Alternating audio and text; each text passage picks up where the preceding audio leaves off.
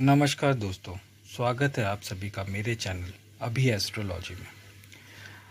आज मैं आप लोगों को राहु की महादशा में सभी ग्रहों की अंतर्दशा का फल बताऊंगा। वो किस प्रकार का परिणाम देगी, इस पर चर्चा करेंगे। ज्योतिष शास्त्र में प्रचलित है कि राहु महादशा कष्टदायक होती है। जब ये दशा चलती है ना, तो व्यक्ति को भ्रम हो जाता है, व्यक्ति को भय हो जाता है, उसकी बुद्धि भटक जाती है, उसको कई बार धोखा भी मिलता है और कभी कभी तो मृत्यु तुल्य कष्ट भी देखने को मिलता है।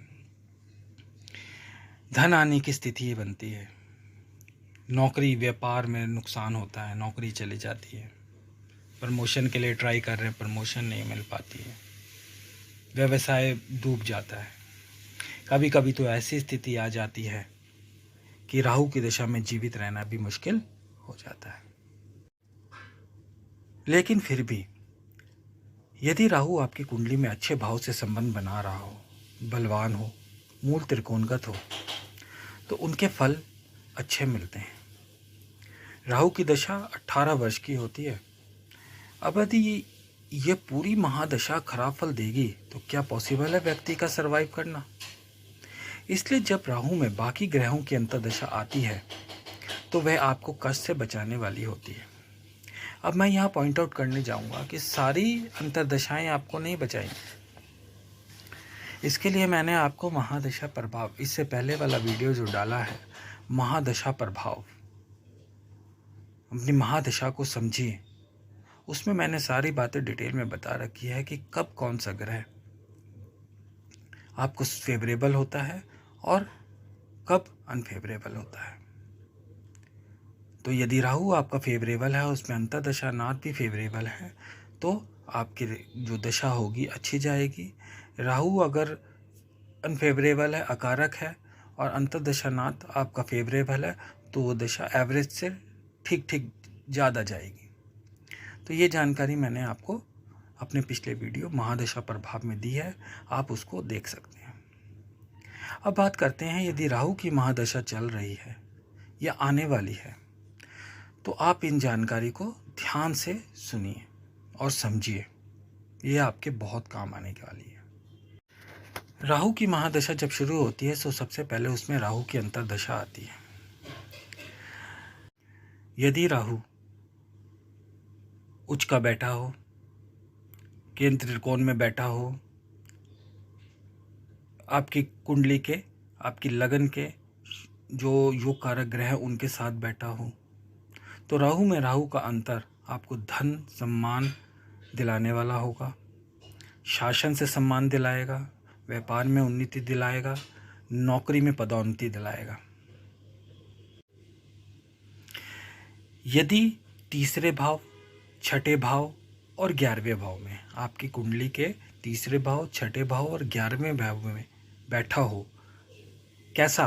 बलवान होकर, उच्च का होकर, मूल त्रिकोणगत होकर, मित्र राशि का होकर, उच्च का होकर, शुभ ग्रहों से दृष्ट होकर, इनमें से कोई भी चीज़ अगर एप्लीकेबल हो, जरूरी नहीं कि सारी चीज़ें एप्लीकेबल होंगी, तो आपको शासन से लाभ जरूर दिलवाएगा, आपकी प्रमोशन करवाएगा, आपको संतति लाभ दिलवाएगा। अगर आप काफ़ी दिनों से बच्चे की प्लानिंग कर रहे हैं तो ये समय उपयुक्त होता है, आपको उच्च पद पर ले जाता है। लेकिन यदि छठे, 8वें, 12वें में बैठा हो, याद रखिएगा ऊपर भी मैंने छठा भाव आपको गिनाया है, लेकिन दोबारा अगर छठे, 8वें, 12वें में बैठा हो और पाप ग्रह के साथ हो या पाप ग्रह से दृष्ट हो, तो वो आपको नाना प्रकार की चिंताएं, मानसिक परेशानी और काम में बाधा डलवाएगा। अब बात करते हैं राहु में गुरु की दशा। जब राहु में गुरु की अंतर्दशा आएगी और गुरु आपकी कुंडली के केंद्र के भाव 1, 4, 7, 10 या त्रिकोण के भाव 5, 9 में बैठा होगा, कैसा? बलवान होकर, सब ग्रही होकर, मित्र ग्रह होकर, शुभ ग्रह से युक्त होकर या शुभ ग्रह से दृष्ट होकर, तो आपके शत्रुओं का नाश होगा। जो आपको परेशानियां दे रहे हैं, आपके कदम कदम पर रोड़े अटका रहे हैं, उनको मुंह की खानी पड़ेगी।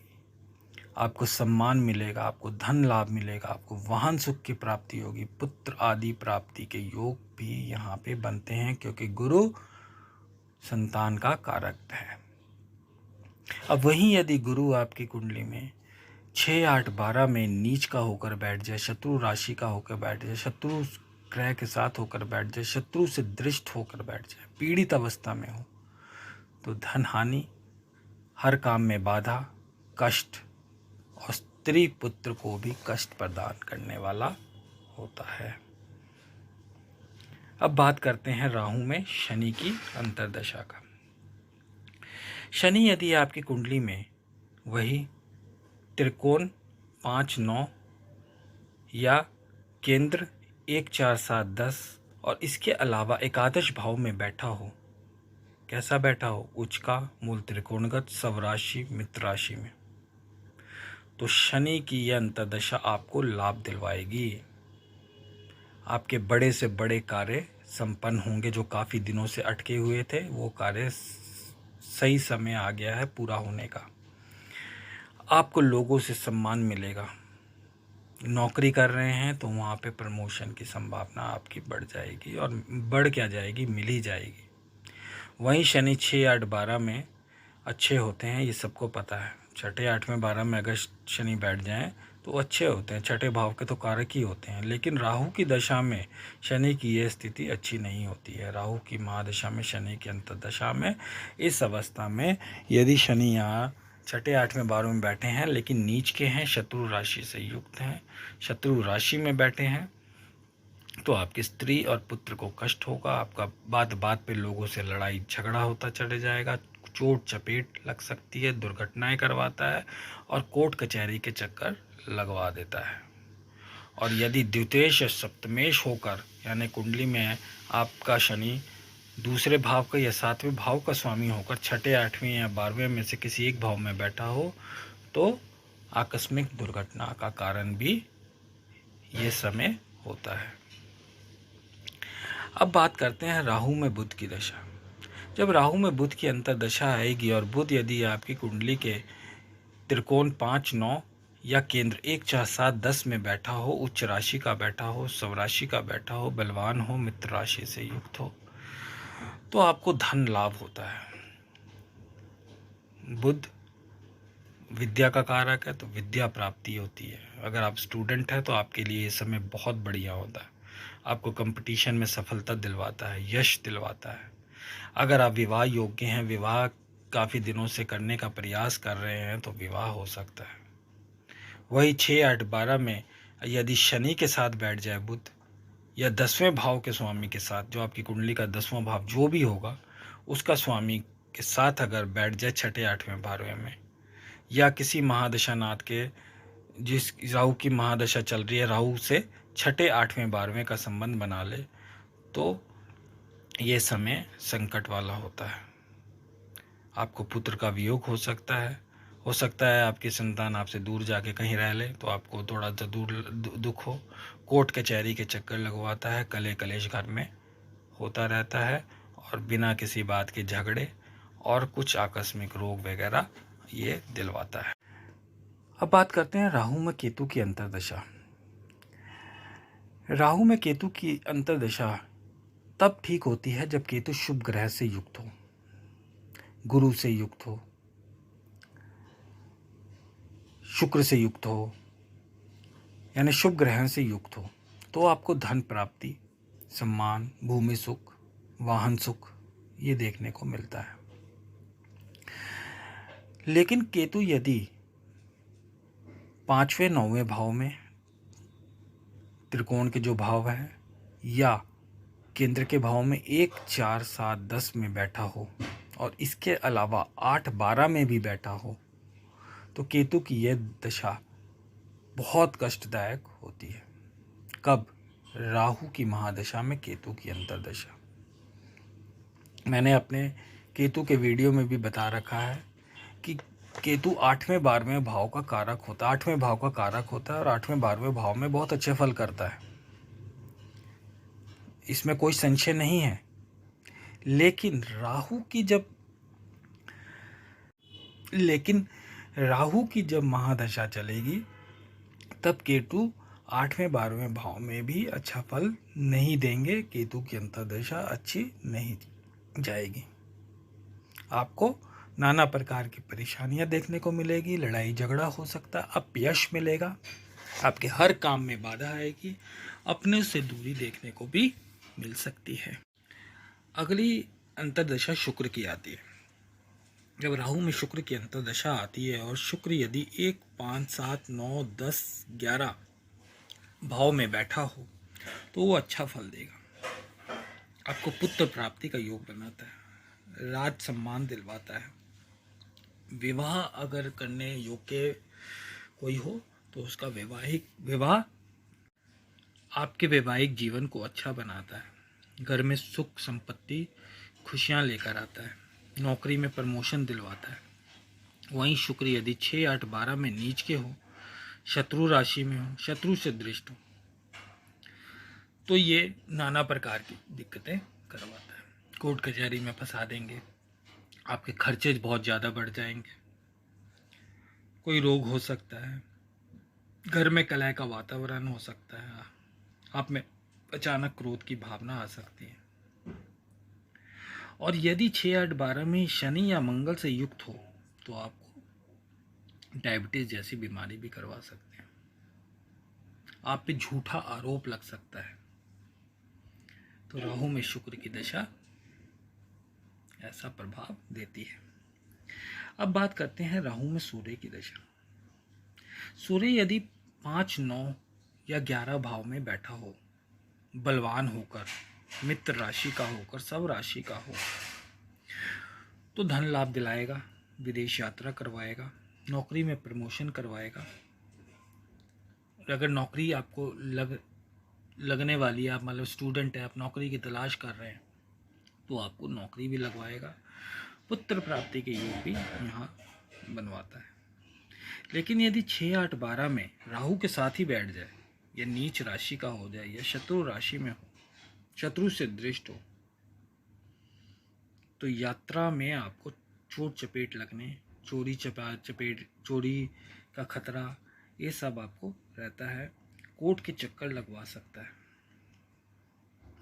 घर में कलह का वातावरण बनवा देगा और आपका स्वभाव भी उग्र कर देगा। आप बात बात पर झगड़ालू किस्म के बन जाएंगे, बात बात पे लोगों से झगड़ा करने लगेंगे। अब बात करते हैं राहु में चंद्रमा की अंतर्दशा। राहु में यदि चंद्रमा की अंतर्दशा हो तो चाहे सही हो, चाहे अच्छा फल दे, चाहे बुरा फल दे, एक मानसिक अशांति जरूर देखने को मिलती है। भ्रम की स्थिति पैदा हो जाती है। आप में हर समय डिप्रेशन रहेगा। ये काम होगा कि नहीं होगा, ये क्यों हो गया, ये कैसे हो गया, ये कैसे होगा, तो ये धारणा आपको चलती रहेगी।